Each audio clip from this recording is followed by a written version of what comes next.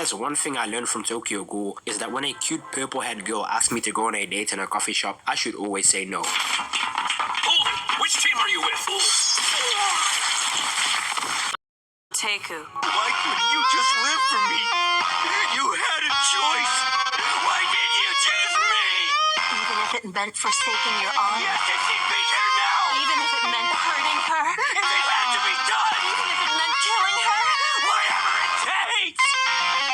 Tokyo Ghoul is by all definitions a certified herd classic. I was still a noob in my anime career when I picked up this show, and after watching Attack on Titan and then going straight into Tokyo Ghoul, I was convinced that anime was no longer something just for kids, because my underdeveloped cranium was truly scarred by the disgusting, flabbergasting, stomach-churning amounts of violence in this show. And then they tried to mask it with this sensational opening talking about some Shiheteo, as if Kaneki wasn't getting viciously tortured in the previous episode. I'm like, bro, what you on? So seeing as it's currently snowing in the UK, I thought what better time than to cover this classic right now. So let's cut the yapping and get straight into the meat and potatoes.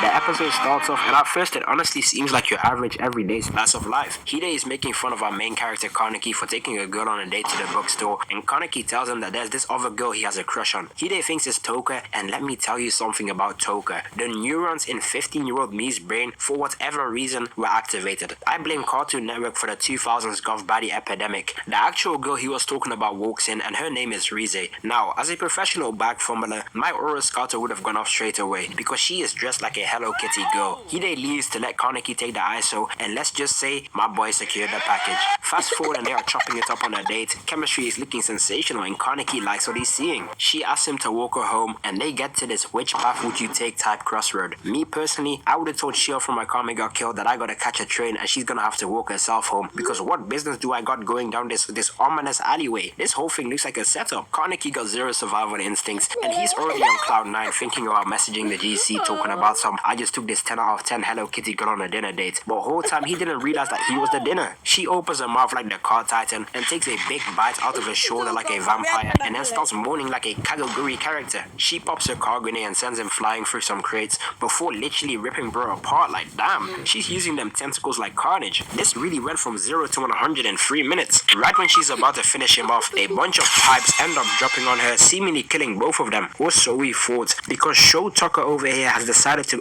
do an unauthorized organ transplant between Rize and Kaneki to save his life. And I don't know how to feel about this. The American healthcare system would have really pulled some nonsense like this and then charge you like $260,000 for it. Allow me to update you on the law. In this world, there are creatures called ghouls. Now these ghouls are basically exactly the same as humans, other than the fact that they got super speed, super strength, super regeneration, and they can manifest these tentacle-like things called Kagune. And I won't lie, I mess with the concept. The only side effect is that they can no longer consume human food, and their only source of nutrition to stay alive is basically like human meat.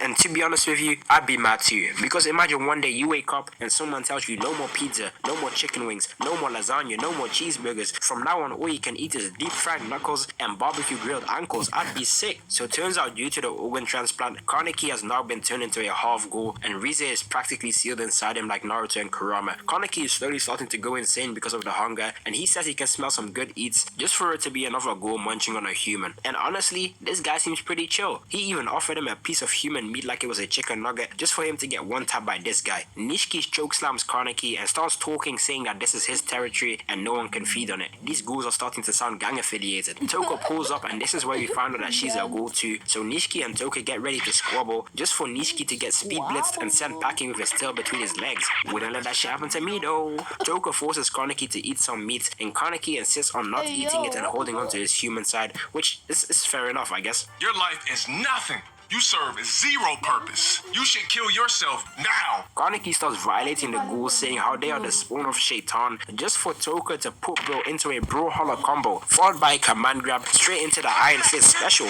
This is the type of nonsense I be going through on the back lines when my team is crying for heals on Marvel Rivals. After getting the silly smacked out of him, he asks Toka to help him, and that's when Gramps pulls up to take him in. He gives him some coffee because it's supposed to help him with the hunger, and there bro goes again crying. At first I was like, fair enough, but come on bro, what? Pack it in. You're out here moving like Izuku Midoriya. Like what? Fast forward and Kaneki is trying to Coffee? reintegrate back into society. So he Nigga, meets like up with his what? homie Hide, who takes him to meet one of his new friends, and turns out the bum that lost the 1v1 against a goth girl is the friend in question. After realizing Kaneki is the same goal from the other day, he takes them into yet another alleyway before absolutely eliminating Hide and then chokeslamming Kaneki yet again. And I'm not gonna lie, bro, people really be fake demons. How is bro doing all this talking after we just saw him get sunned like one episode ago? He lets go of Kaneki before hitting him with the Kakashi special, turning him into a Fire Fist ace. Nishiki goes to eat Hide, but Kaneki tries to defend him before getting Shido's spin kicked away. This man is really moving like Sanji, like hands on the hip, just kicking him around like a true egoist. Kaneki is out cold when he gets a flashback, finally awakening his Kagune. He swings at Nishiki before dodging the kick, closing the distance, Nigga, and turning this man into a you piece of like abstract art. It's everything barely that been an hour, anime, they and this have, man like, Nishiki is one already flashback 0-2. a day. Whose man's is It's this? like, nigga, Go home! yeah, Rize nigga, spawns in come and starts talking to Kaneki like the Green Goblin Mask talks to Norman Osborn. She's telling him to eat Hide to recover his strength, and just as he's about to give in to his primal desires, Toka steps in and basically off-screens him because the next scene is just Kaneki waking up on the couch. The old man gives Kaneki the option to come work at his coffee shop called Anteiku so that they can take care of him. Anteiku is basically like a safe haven for ghouls in the 20th ward, and Grabs runs the place by keeping the 20th ward in check. So now we spin over to the human side, and turns out there's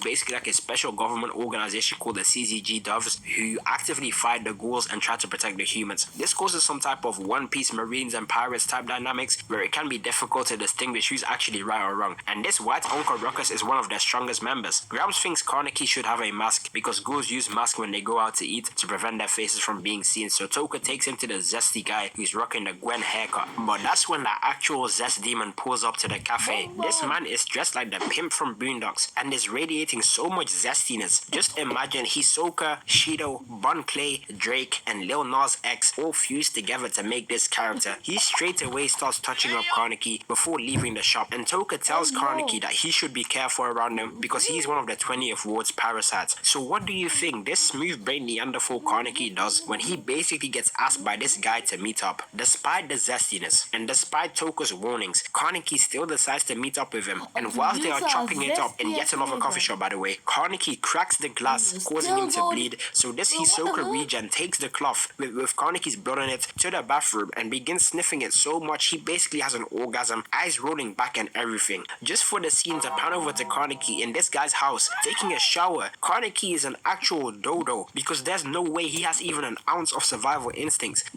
The first time is fair enough. That snowbunny mind control is some high level juju. But at this point, I'm convinced you are putting yourself in these situations for the love of the game.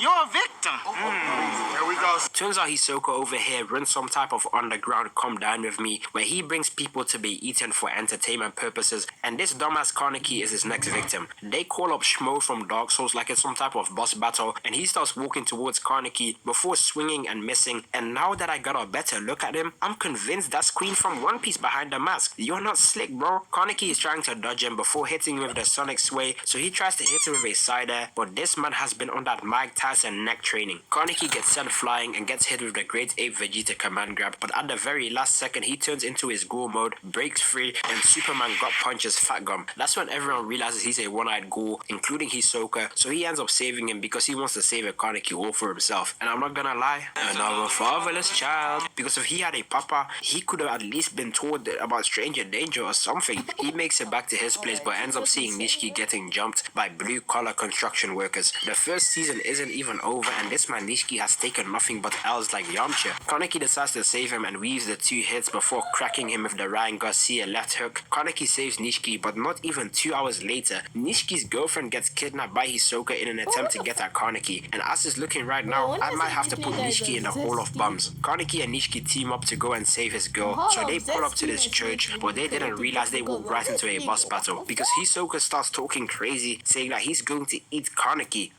To each their own, I guess. He flash steps in thinking he's Aizen versus Ichigo, so Nishiki tries to sneak him, gets command grabbed, and smacked with a devious up special. Kaneki tries to hit him, but he's hitting nothing but air, before getting full countered with an overhand right, and just as it seems he was about to put Kaneki in 7 positions for 70 minutes, Toka saved the day again. They get to boxing, and this PDD affiliate literally self-reports. Remember when you were 14 and I was 18? What? will never forget their beauty. Here we go again with the nonsense. He is never beating the Hisoka allegations. You know they got your mans. They got your mans on sex assault charges. Even Kaneki wasn't trying to hit these EDP antics and hits him with a 360 spin kick before they start jumping him like it's JJK. But he catches both the hands before drop kicking Toka and breaking Kaneki's arm. And to make it worse, he hits him with the Rengoku before getting aroused by the taste of his blood. You're weird, buddy. Toka goes for another sneak attack, but Hisoka pulls out his Kagune and makes her into a donut too. We get a Nishiki backstory and turns out he had it pretty rough too. He ended up losing his sister, but after falling in love with his girlfriend and after getting dropped off by Kaneki, he went home and his girl found out that he was actually a ghoul, but still decided to stay with him. This is a W relationship. Travis Hunter should take notes. He goes in to protect her, but he just gets violently bodied over and over again. But you know, this just goes to show that despite your past, despite where you came from, and despite how you grew up, you can still change if you have the right people around you. Never feel like you should become a product of your environment and continue to strive to be the best version of yourself.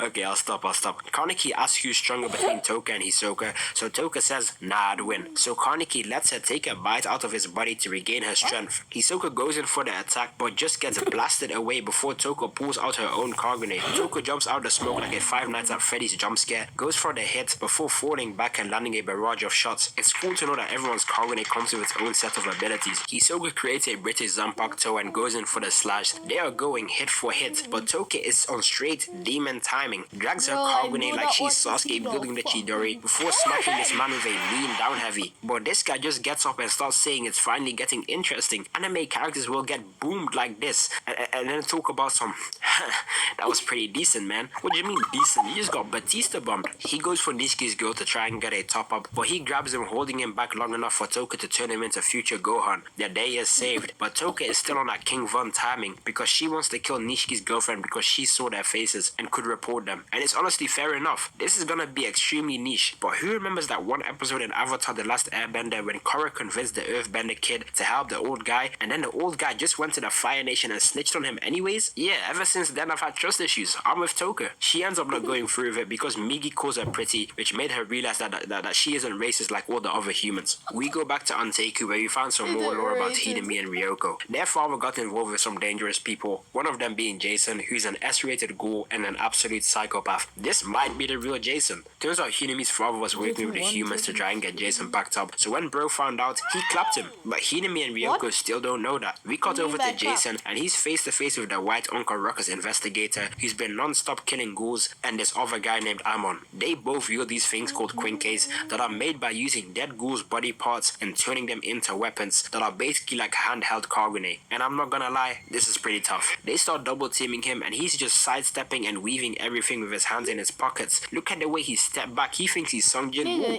and then he spawns in behind and hitting him with a dirty right hook. He must have knockback 3 on his fist. The whitehead guy tried to run the ones, but he's just getting weaved and parried before baiting Jason to go in for the hit, but Jason pulls out his own Kagune and breaks it, and all that just to dip out anyways. And you don't understand how I truly wish that he had killed both of them right there and then, because they end up fighting Hidemi's father, brutally killing him, then turning him into a Quinke and using it as bait to lure Hinemi and her mother towards them. This is sick work. Mado, I might just add you to the list of Shaitan's greatest soldiers. This is pure evil. After getting tricked to come here, Ryoko pulls out her own Kagune to try and hold off Mado so her daughter can run away. Hinemi ends up finding Kaneki, but this might be the worst person she could have run into. He has no badges, no Zenkai boost, no aura. They make it back to Hinemi's mother, but this man Mado did her so bad all Kaneki could do was cover Hinemi's eyes. But when I started thinking about it on a deeper level, I'm not even sure if you can really blame Mado. This is that two sides of the same coin concept anime loves to use, because on one hand, we have the ghouls that are just like the humans and are just trying to do what they can to survive. Yes, some of them are evil, like Jason and Rize, but same can be said for the humans. Like, there are murderers and EDPs walking amongst our civilization too. And if you look at it from a third person perspective, the ghouls are to the humans what the humans are to the animals. I bet if you ask a cow what they think about humans, they're gonna say we are the most evil people of all time. The humans in this show are just unhappy that they are no longer the top of the food chain. So I guess when it comes down to it, it's up to your own sense of morality to decide who is right or wrong. Now, when it comes to me personally, I'm starting with the ghouls. Motto K, I hope you get packed. You remind me of Seryu from Akame ga Kill. Kaneki breaks the news to the rest of Anteiku that Ryoko has been eliminated, and everyone in Anteiku is trying to stay calm and assess the situation. But Toka is 10 toes, ready to get back on side like King Von, and that's exactly what she does. She goes to spin back. She puts on her mask and hits my man with the Sukuna slash before eliminating this guy too. Luckily for him, Amon was there, but without his Quinke, he's just another gym bro. Toka Naruto runs in, goes for the head kick, followed by the leg sweep into the Orewada Strikada football kick to the cranium. She jumps into the air and starts spamming like